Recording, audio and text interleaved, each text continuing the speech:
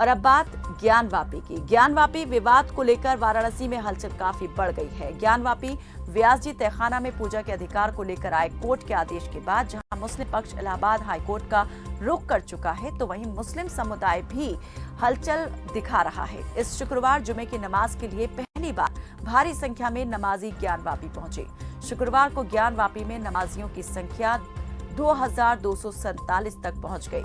व्यास जी के तहखाने में पूजा पाठ शुरू होने के विरोध में अंजुमन इंतजामिया मसाजिद कमेटी की अपील पर बड़ी संख्या में नमाजी जुमे की नमाज अदा करने ज्ञानवापी पहुंचे थे।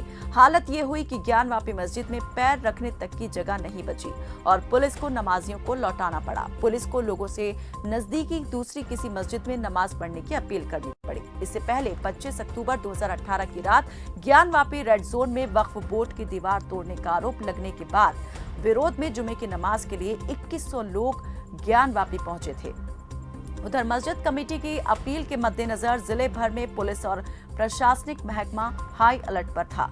ज्ञानवापी के बाहर विश्वनाथ धाम के गेट नंबर 4 से लेकर चौतरफा 1.5 से 2 किलोमीटर के दायरे में सड़क, गलियों और भवनों की छतों पर फोर्स तैनात थी। ज्ञानवापी में जुमे की नमाज से पहले की गई तकरीर में जहां नमाजियों को मस्जिद और व्यास जी के तहखाने की हकीकत से वाकिफ कराया गया, वहीं मुसलमानों से अमन चैन कायम रखने की अपील की गई। गौरतलब है कि 31 जनवरी को व्यास जी तहखाने में पूजा कराने के लिए वाराणसी जिला जज ने काशी विश्वनाथ मंदिर ट्रस्ट को पुजारी की नियुक्ति का आदेश दिया था। ज्ञानवापी के तहखाना स्थित मूर्ति की पूजा की व्यवस्था करने का डीएम को निर्देश दिया गया था। मसाजिद कमेटी इस आदेश के खिलाफ गुरुवार की भोर में ही सुप्रीम कोर्ट का दरवाजा खटखटाने पहुंच गई थी।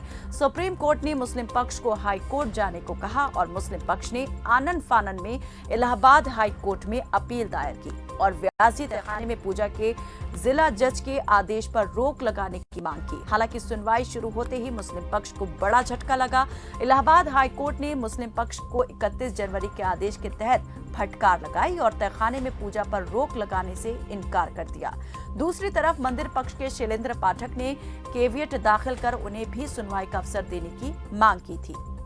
मस्जिद पक्ष के अधिवक्ता सीनियर एडवोकेट सैयद फरमान अहमद नकवी ने पक्ष रखा, वहीं हिंदू पक्ष के अधिवक्ता विष्णु शंकर जैन ने मुस्लिम पक्ष की याचिका का विरोध किया। इस मामले में अब अगली सुनवाई 6 फरवरी को दोपहर 2 बजे होगी। इलाहाबाद हाई कोर्ट ने पूजा अर्चना पर रोक नहीं लगाई है। कोर्ट ने यूपी सरकार को जगह संरक्षित करने को कहा है। हाई कोर्ट ने कहा कि संरक्षित स्थल को कोई नुकसान या निर्माण नहीं होना चाहिए। हाई कोर्ट का फैसला आने के बाद व्यास जी तहखाने में दर्शन पूजन जारी रहेगा। अगली सुनवाई पर मुस्लिम पक्ष 17 जनवरी 2024 के आदेश को भी चुनौती देगा। दरअसल 17 जनवरी को जिला जज के आदेश पर डीएम वाराणसी को रिसीवर नियुक्त किया गया था। व्यास जी तहखाने की देखभाल की जिम्मेदारी कोर्ट ने डीएम को सौंपी थी। डीएम वाराणसी को सुरक्षा व्यवस्था सुनिश्चित करने का आदेश भी कोर्ट ने ही दिया था। हाईकोर्ट में डाली गई मुस्लिम पक्ष की ओर से दायर याचिका में कहा गया है कि अब तक सीपीसी के आदेश 7 नियम 11 के तहत वाद की पोषणीयता अर्जी निस्तारित नहीं हुई है, इसलिए पूजा का अधिकार देने का आदेश सही नहीं है। वहीं हिंदू पक्ष के वादी शैलेंद्र कुमार पाठक ने केवियट दाखिल की। इसमें मांग की गई कि अगर इंतजामिया कमेटी की कोई याचिका दाखिल की जाती है तो कोई भी आदेश करने से पहले कोर्ट में उनका पक्ष भी सुना जाए। गौरतलब है कि 31 जनवरी को वाराणसी कोर्ट के आदेश के बाद करीब 31 साल बाद ज्ञानवापी स्थित तहखाने में दीप जले, गंगा जल से तहखाने का शुद्धिकरण हुआ।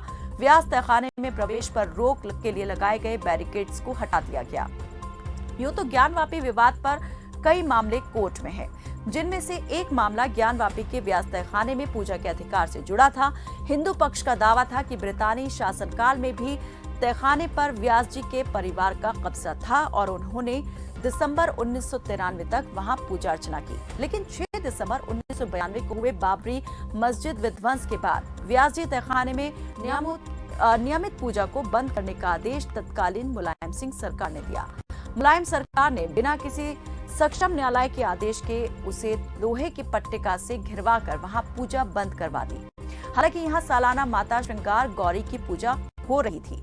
साल 2020 में सोमनाथ व्यास के निधन के बाद उनके नाती शैलेंद्र व्यास ने कोर्ट में याचिका कर पूजा का अधिकार मांगा था।